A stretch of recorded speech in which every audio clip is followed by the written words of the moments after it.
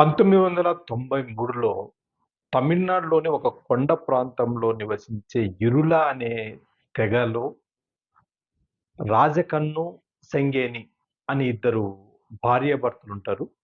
వాళ్ళకొక కూతురు, తర్వాత ఆమె గర్భవతిగా కూడా ఉంటుంది. వాళ్ళు పొలాల్లో ఎముకలు, పాములు పట్టుకునేటటువంటి వాళ్ళు. ఎరులి అనే తెగ.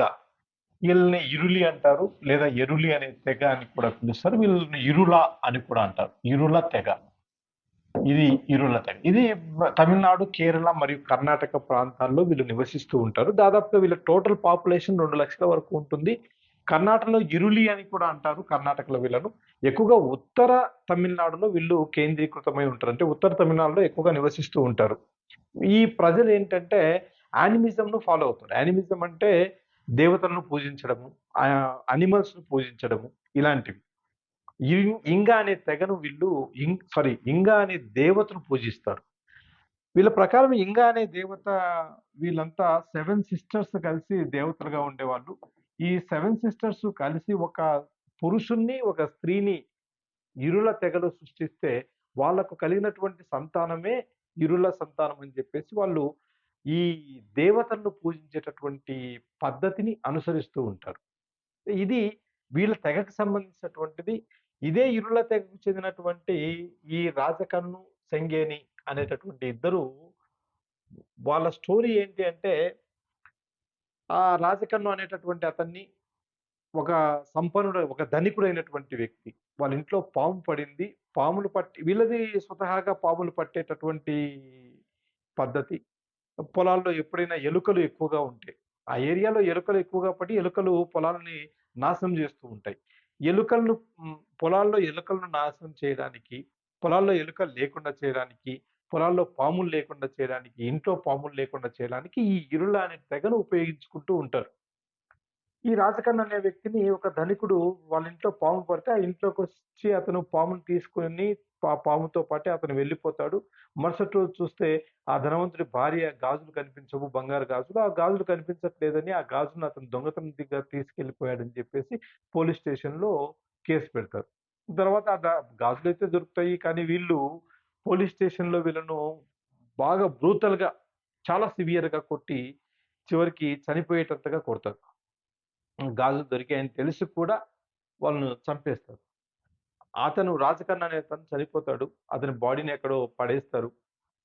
ఆ బాడీ తెలియక, అతను ఎక్కడున్నాడో తెలియక, బతికాడో, చనిపోయాడో తెలియక అతని భార్య ఒక లాయర్ దగ్గరికెళ్లి వేసినటువంటి కేసు హేబియస్ కార్పస్. అంటే ఒక వ్యక్తి కనిపించకుండా పోతే వేసేటటువంటి మన కాన్స్టిట్యూషన్ ఇచ్చినటువంటి హేబియస్ కార్పస్ అనే రిట్ పిటిషన్. దీని మీద మొత్తం స్టోరీ అంతా నడుస్తుంది. అది 'జై భీమ్'. ఈ సినిమా అందరికీ తెలిసిందే. అయితే 'ఇరుల తెగ' అనేటటువంటి దాన్ని మనం ఇక్కడ ఎందుకు చెప్పుకోవాల్సొచ్చిందంటే యూపీఎస్‌సి, ఏపీపీఎస్‌సిలో దీని మీద క్వెషన్స్ వచ్చాయి. ముఖ్యంగా ఈ ఏపీపీఎస్‌సి, యూపీఎస్‌సిలో అడిగినటువంటి ప్రీవియస్ క్వెషన్స్ ఈ వడివేలు గోపాలు, సదయ్యన్ వీళ్ళిద్దరికి సంబంధించినటువంటి క్వెషన్స్ ఇంతకుముందొచ్చాయి. వీళ్ళు ఫ్లోరిడాకి తీసుకెళ్లారు. పాములు పట్టేవారు. ఫ్లోరిడాలో బర్మీస్ పైథాన్ అనేటటువంటిది, బర్మీస్ స్నేక్ అనేటటువంటివి ఫ్లోరిడాలో ఉంటే అవి చాలా డేంజరస్ అన్నమాట. వాటిని పట్టుకోవడానికి ఎవరైతే పట్టుకోగలరు అనేటటువంటిది వెతికితే ఇరులా తెగ పాములు బాగా పడుతుందని తెలుసుకొని ఇక్కడ వీళ్ళిద్దరిని తీసుకెళ్ళిపోతారు. వీళ్ళిద్దరి యొక్క లాంగ్వేజ్‌ని ట్రాన్స్‌లేట్ చేయడానికి ట్రాన్స్‌లేటర్స్‌ను కూడా ఫ్లోరిడాకి తీసుకెళ్లడం జరుగుతుంది. వీళ్ళందరికీ దాదాపుగా $70,000 చెల్లించారన్నమాట. అప్పట్లో ఈ $70,000 డబ్బులు చెల్లించడం జరిగింది. వీళ్ళు 2 వారాలు పనిచేసి దాదాపుగా 2 వారాలు పనిచేసి 14 కొండ చిలువలను పట్టారు. ఇది వీళ్ళ చరిత్ర. అయితే ఇరులలో కుల వివక్ష అనేటటువంటి దానికి వీళ్ళు చాలా బలవుతూ ఉంటారు.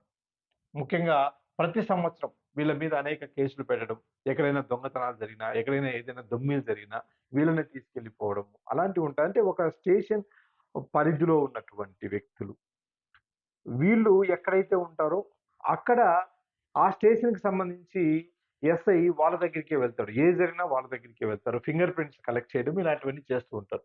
2020లో జరిగినటువంటి అంశం ఏంటంటే, ధనలక్ష్మి అనేటటువంటి ఇరులా తెగకు చెందినటువంటి ఒక బాలిక షెడ్యూల్డ్ కులం యొక్క షెడ్యూల్డ్ తెగ యొక్క సర్టిఫికేట్ పొందాలంటే కూడా ఆమెకు సర్టిఫికేట్ పొందకుండా చేసి అడ్డుకున్నారు.